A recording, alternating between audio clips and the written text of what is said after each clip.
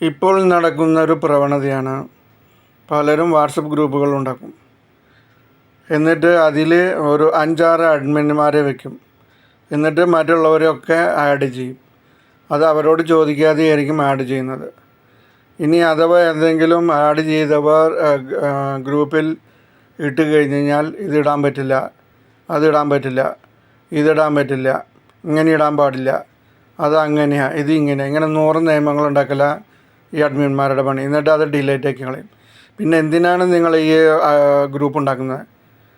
നിങ്ങൾ മറ്റുള്ളവർ ഇടുന്ന ഈ മെസ്സേജുകൾ ഡിലീറ്റ് ആകേണ്ട അധികാരം നിങ്ങൾക്ക് എന്താണുള്ളത്?